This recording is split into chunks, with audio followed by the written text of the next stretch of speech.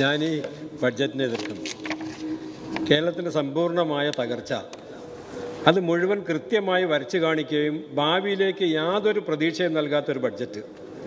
നിങ്ങളുടെ മുന്നണിയിലെ രണ്ടാം കക്ഷിയായ CPIക്ക് പോലും സർ അംഗീകരിക്കാൻ കഴിയാത്തൊരു ബഡ്ജറ്റ്. അതല്ലേ സർ സത്യം? അങ്ങ് ഇവിടെ അകത്തുനിന്ന് വലിയ പ്രസംഗങ്ങളൊക്കെ നടത്തിയിട്ടുണ്ടെങ്കിൽ തന്നെ പുറത്ത് എന്താ പറയുന്നത്? ഇതിനെ അംഗീകരിക്കുന്നില്ല എന്നാണ് കൃത്യമായിട്ട് CPI പറയുന്നത്. സർ പണ്ട് ചില പഴയ തറവാടുകൾ ഉണ്ടായിരുന്നു. കാരണന്മാരുടെ ദൂർത്ത് കാരണം തകർന്ന് തരിപ്പണമായ ആ തറവാടുകൾ. എന്നാൽ പൊങ്ങച്ചത്തിനും അഹങ്കാരത്തിനും ഒരു കുറവുമില്ല സർ.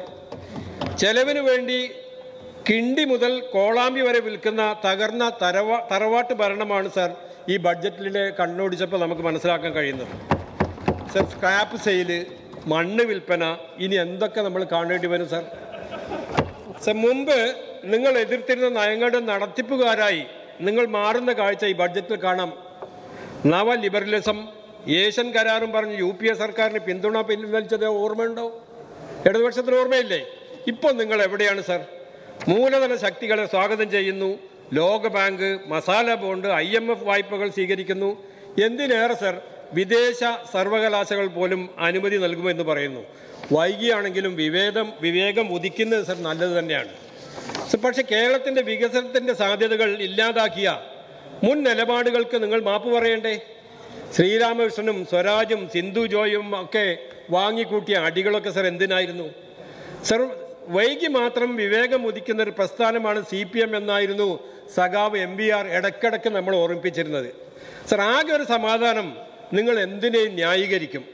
ഈ നയവ്യതിയാനങ്ങളെ ന്യായീകരിക്കാൻ നിങ്ങളുടെ നേതാക്കന്മാർ പാടുപെടുന്നത് കാണുമ്പോൾ സർ ഞങ്ങൾക്ക് പോലും സഹതാപം തോന്നുന്നു, പലർക്കും ചിരി തോന്നുന്നു സർ. നമ്മുടെ ഉന്നത വിദ്യാഭ്യാസ മേഖലയുടെ സ്ഥിതി ഇന്ന് എന്താ?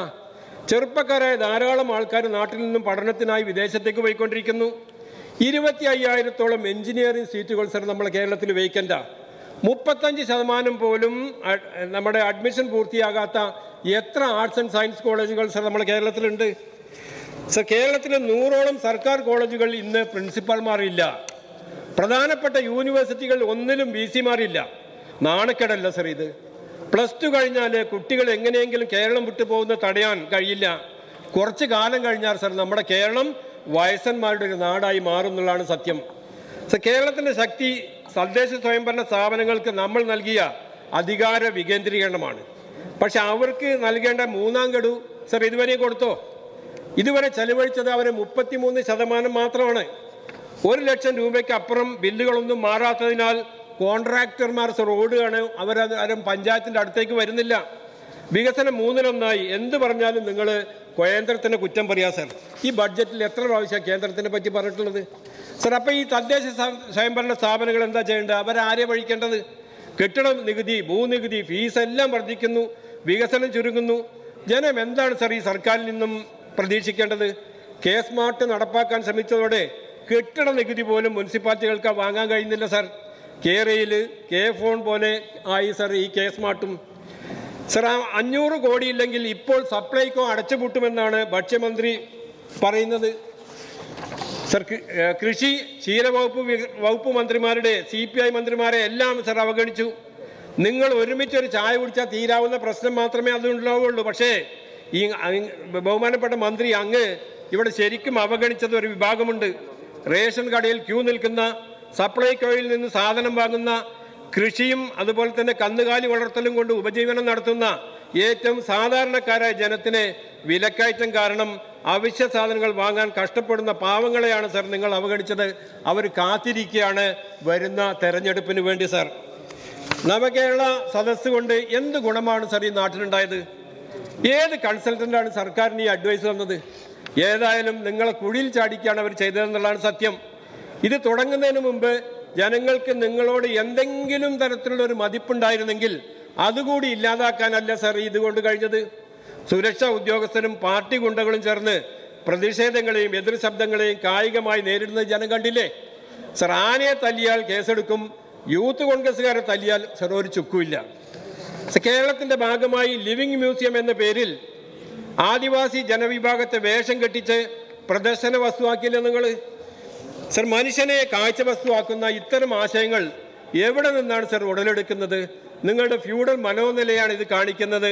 ഇതൊന്നും ആരും ഒരിക്കലും സർ പൊറുക്കില്ല. സർ 1,40,000 സംരംഭങ്ങൾ തുടങ്ങിയെന്നാണ് സർക്കാർ പറയുന്നത്. അത് ഒരു മണ്ഡലത്തിൽ 1000.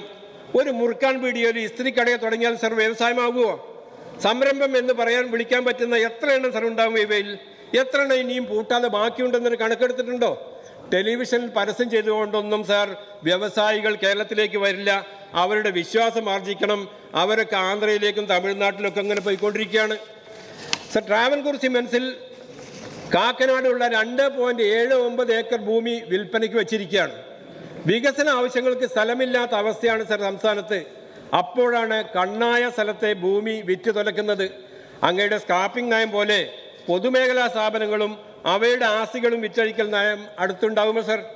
സർ, നികുതി വകുപ്പിന്റെ കെടുകാര്യസ്ഥതയാണ് ഇത്രയും ഭീമമായ സാമ്പത്തിക പ്രതിസന്ധിക്ക് കാരണം. 28,000 കോടി രൂപയുടെ നികുതി കുടിശ്ശിക പിരിക്കാനുണ്ട്.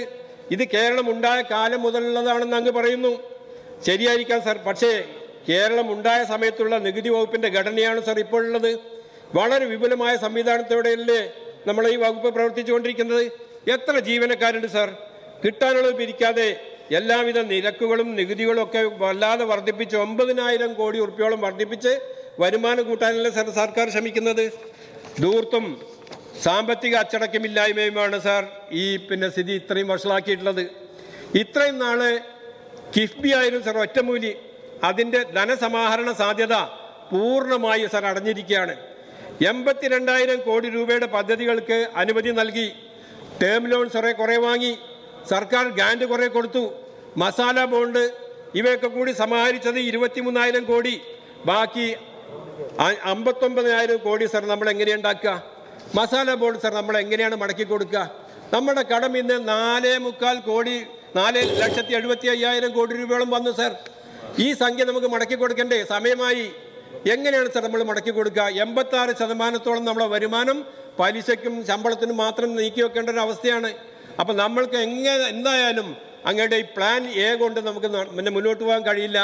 എന്താണ് സർ അങ്ങയുടെ പ്ലാൻ ബി? അതൊന്നും അങ്ങ് പറയണം സർ. അത് നിയമസഭയിൽ പറഞ്ഞതാ. അതറിയാനുള്ള അവകാശം നിയമസഭയ്ക്കുണ്ട്. പാർലമെന്റ് ഇലക്ഷൻ വരുന്നത് കൊണ്ട് അത് കൽപ്പിച്ചുകൂട്ടി മറച്ചു വെക്കുകയാണ് സർ ചെയ്യുന്നത്. സർ, എല്ലാവർക്കും അവസാനം എനിക്ക് തോന്നുന്ന പ്ലാൻ ബി എന്ന് പറഞ്ഞാൽ എല്ലാവർക്കും ഓരോ ബക്കറ്റ് എടുത്തു കൊടുക്കുക.